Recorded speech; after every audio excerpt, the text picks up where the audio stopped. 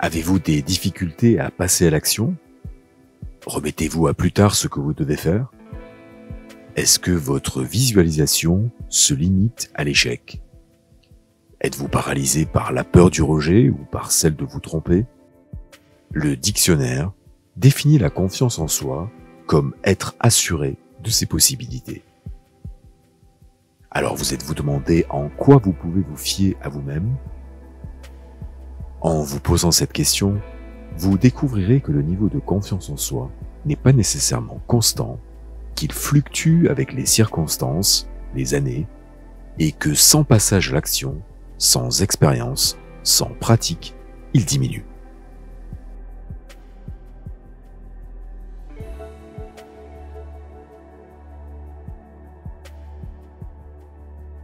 Vivre sans confiance en soi est trop inconfortable pour accepter de laisser la situation perdurer.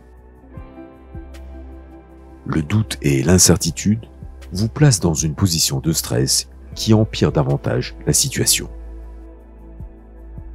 Un récent sondage de la Fédération des établissements d'enseignement privés démontre que les étudiants présentant les plus faibles performances scolaires s'évaluent comme ayant une faible confiance en soi et subissent des niveaux de stress très élevés. Leur perception de la réalité les amène à produire des résultats confirmant leurs opinions et affirmations personnelles. Pour développer la confiance en soi, il n'y a bien sûr pas de recette instantanée, car les ingrédients diffèrent en fonction des personnes et de leurs expériences. Mais en vous concentrant sur vos forces, en choisissant un domaine d'expérimentation que vous pouvez contrôler, en vous imaginant en train de réussir, vous mettrez en contact tous les éléments essentiels au succès de votre démarche. La première étape dans le développement de la confiance en soi est donc de se recentrer sur vos forces. La façon la plus simple, la plus efficace et la plus rapide est de le faire par une combinaison d'exercices de respiration et de visualisation. Réapprendre à respirer diminue votre stress, modifie votre posture et vous force à porter votre regard de l'intérieur vers l'extérieur et de vous rendre compte que vous êtes bien plus qu'une machine à produire des biens et à rendre des services.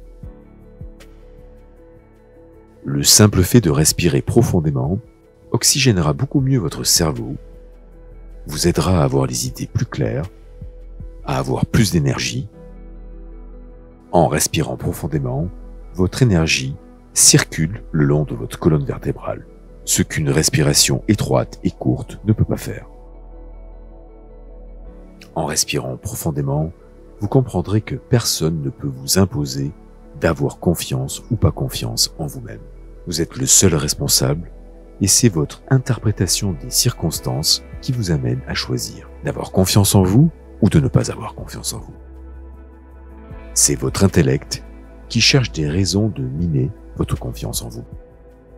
En décidant de vous centrer sur votre respiration, vous prendrez conscience de votre corps et vous apprendrez à vous concentrer sur des pensées et des actions que vous avez choisies.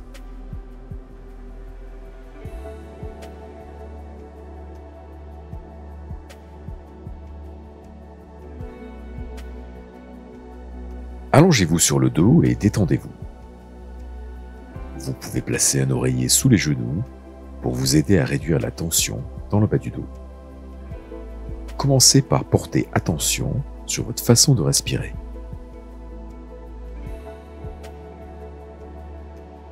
Inspirez et comptez mentalement pour voir combien de secondes dure votre phase d'inspiration normale.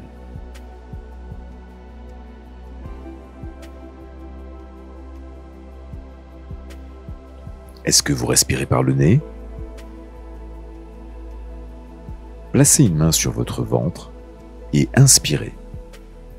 Est-ce que votre ventre se gonfle?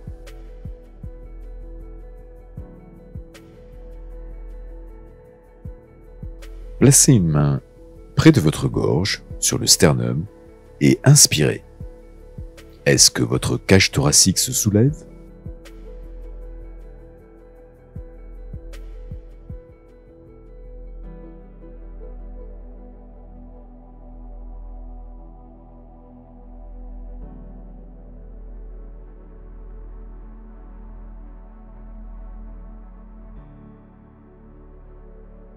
Expirez et videz totalement vos poumons. Inspirez par le nez. L'abdomen se gonfle pendant que la base des poumons se remplit.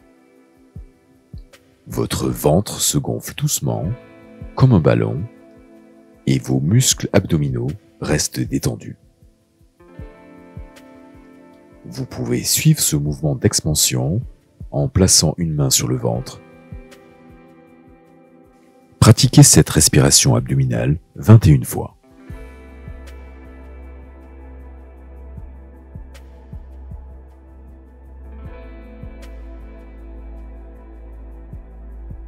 Placez vos mains sur vos côtes, près des aisselles, les doigts vers le devant. Expirez et videz totalement vos poumons. Vos abdominaux sont contractés, le ventre rentré, ce qui vous empêche d'utiliser la respiration abdominale. Inspirez en tentant de repousser les mains le plus loin possible vers les côtes et non vers le devant. Vous remarquerez immédiatement une plus grande résistance que lors de la respiration abdominale. Respirez 21 fois de cette manière.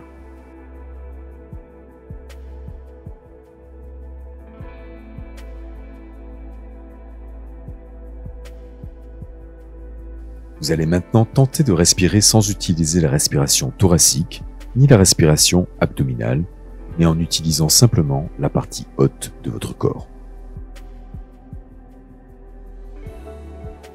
Vous constaterez que ce type de respiration est moins efficace, bien que très répandu.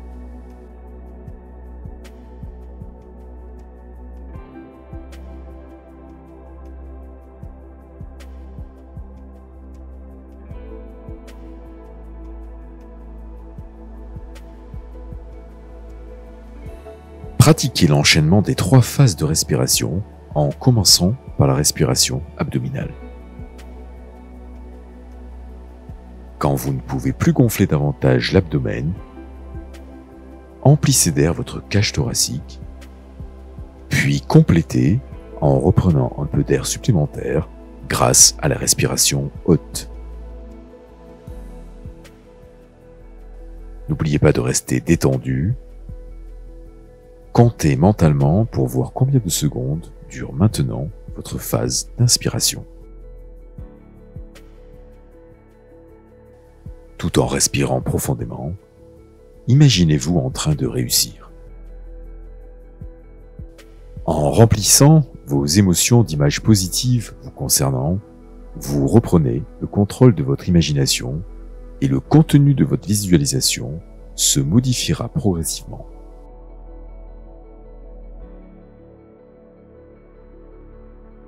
Imaginez-vous parler avec assurance, avancer dans la vie avec confiance. Imaginez-vous sortir gagnant d'une situation compliquée. Ressentez toutes ces émotions. Votre cerveau ne fait aucune différence entre ce que vous ressentez vraiment et la réalité. Faites cet exercice le plus souvent possible pour transformer vos croyances limitantes et augmenter la confiance en vous et en vos capacités.